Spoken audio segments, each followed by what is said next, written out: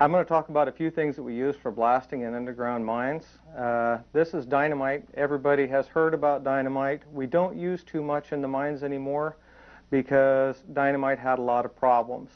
It's sensitive. It'll blow up when you don't want it to. It'll give the miners headaches. To get away from some of the problems with dynamite, we started using some stuff called ANFO, and this is ammonium nitrate fertilizer and fuel oil. It's much safer, it has the same punch as dynamite, and it's a heck of a lot cheaper to use than the dynamite ever was. One problem with the ANFO is it melts in water. One of the ways that we got around the problems with ANFO, the wet holes and whatnot, is by special packaging or by mixing it with plasticizers that make it so it's not sensitive to water. This is called water gel. There are a couple other products made that are pumped in. They look like a strawberry milkshake. They pump the explosive in the holes, and it does the same thing as the ammonium nitrate. It's just not in the package. A couple of the detonators that we've used in the past. This is a blasting cap on safety fuse, and they were widely used in the industry. They are not commonly used anymore. Another one that was commonly used in the past was electric blasting caps. They made it possible to break rock very effectively, but they also had some drawbacks. Any stray electricity could set off the blasting cap, and of course you'd have a problem. One way that we've gotten away from the problems with electrics is to design another type of detonator called a non-L, which stands for non-electric. This is a hollow tube. It has a special powder in it, not very much of it, and it's designed to be set off by an explosive called Primacord. The tube sets off the blasting cap itself, which sets off the explosive, and that's basically what we use now. Modern mining would not be possible without the use of explosives. The mining industry depends on explosives to break the rock enough to extract it. When used properly, explosives are safe, but if mishandled, they can be deadly.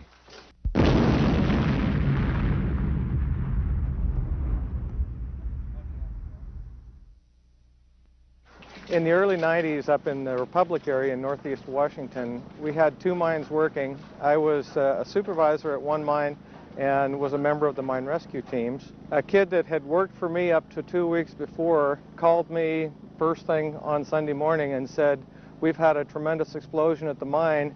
There was air curtains blown out, there was rock down, there was pipelines torn out." Two guys were working loading drilled rounds. The powder vehicle itself had blown up. The report was there was between 14 and 22 cases of water gel explosive on the vehicle. There was also 1,000 pounds of ANFO in a hopper and probably around 1,000 non-Ls. When we got on the scene, the powder vehicle was actually gone. The 1,000-pound hopper of ANFO was the only thing that told us the vehicle was there. It was basically untouched for some reason. The body of the powder vehicle was gone. The frame rails were there but were twisted. The engine was ripped out of the machine, and there was enough force to break the block in half. There was a 6-yard loader parked probably 20 feet in front of the powder vehicle. All the metal on that under probably a 1/4 inch on the back side of the machine was gone. The loader is basically the only thing that stopped the victims from just going away altogether. It actually trapped parts of the people. It's not necessarily the new guys that are going to get dinged by something. As people get more experienced, they do get complacent with things. Hey, we do something every day. We blast rounds every day. And the idea that you just can't get down your guard is really important.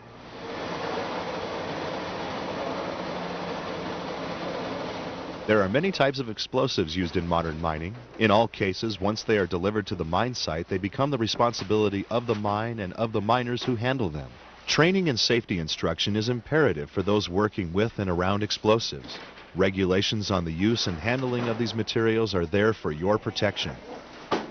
Ignoring these rules and safe practices could get you maimed or killed. Dust and fumes from a blast can be hazardous to your health. At the start of your shift or when you are entering an area after a blast, you must wait for the ventilation to clear the air and a post-blast inspection to be made by a qualified person. A blast area can be unstable. When you arrive, check the face, ribs, and muck pile carefully for misfires and bootleg holes. Wash the area thoroughly before any other work begins to control dust and wash out misfires. Loose rock from the blast must be barred down immediately and the site thoroughly checked for safety before mucking begins.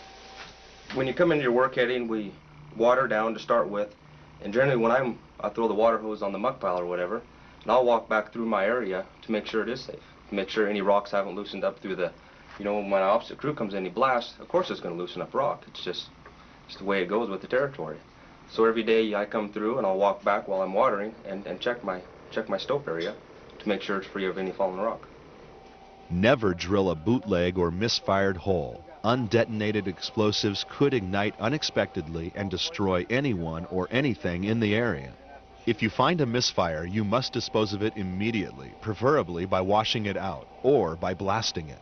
If you can't dispose of it safely, post warnings at all approaches to the area and notify management at once.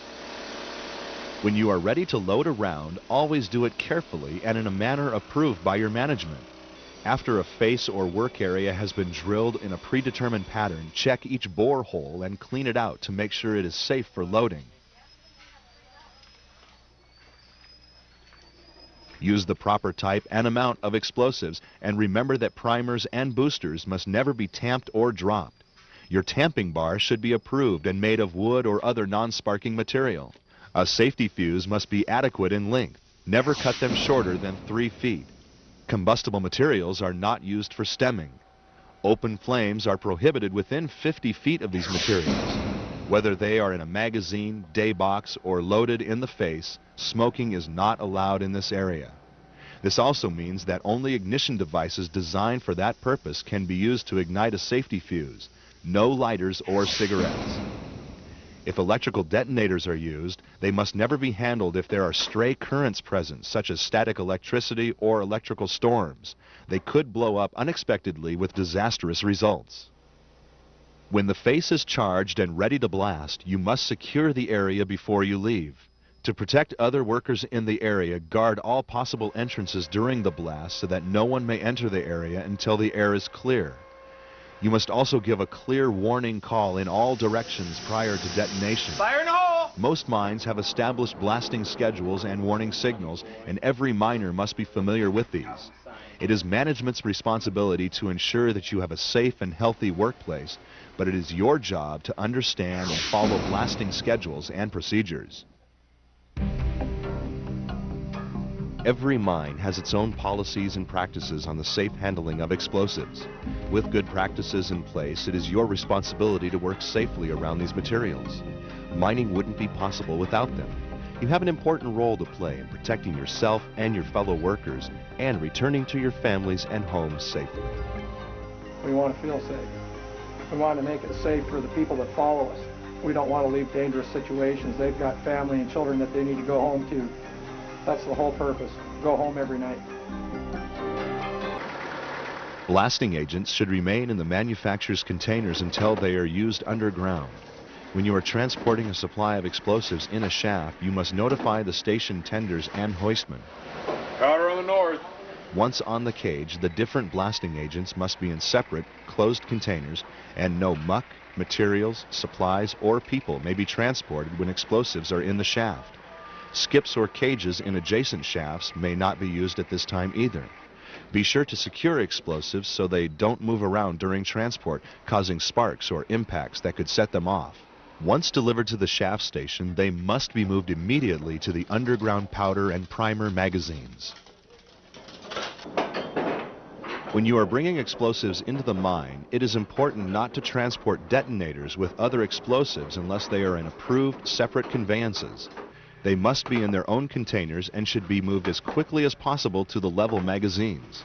No other materials may be transported with explosive materials, and all vehicles carrying them must be posted with proper signs. Prior to transporting these materials, inspect equipment to ensure it is safe to operate. If transport vehicles require repairs, they should never be taken into the machine shops when loaded with explosives. Only those employees needing to handle the explosives should ride on the equipment, and vehicles must never be left unattended when they are loaded, unless the cargo area is securely locked. Only non-sparking materials should be transported in the cargo space with explosives. When you leave the vehicle, make sure the brakes are on, the wheels chocked, and the engine turned off. No explosive materials should ever be transported on locomotives. If you are carrying these materials by hand, make sure they are in closed, non-conductive containers and that detonators and other explosives are in separate carriers. Underground primary storage magazines should be left clean and tidy and posted with warning signs. Trash or other materials that could be ignited must not accumulate in or near the magazine. If it is necessary to do repair work that could produce sparks, explosives should be moved at least 50 feet away before work begins on the magazine. Access to the magazine must be unobstructed. If you notice unstable roof conditions, take care of them immediately to prevent injury to yourself or fellow workers.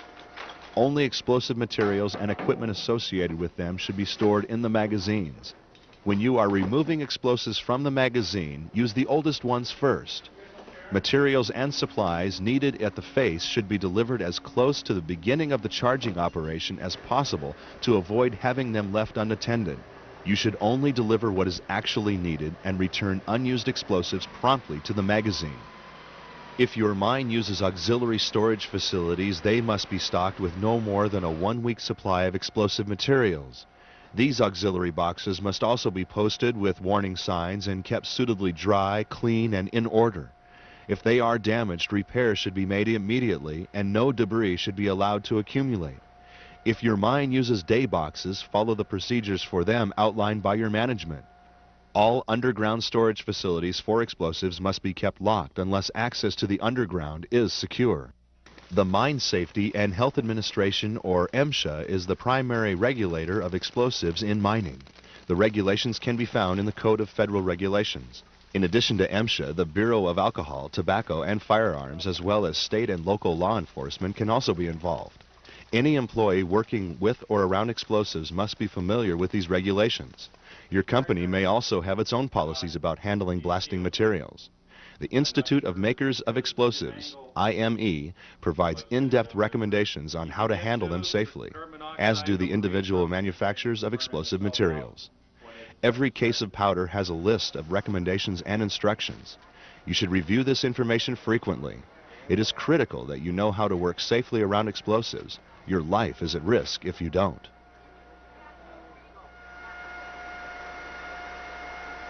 Explosives are controlled substances. Unauthorized removal of these materials from the work site is a federal offense. Theft of explosives will result in termination and possible criminal prosecution. Lost or stolen explosives must be reported to the BATF immediately.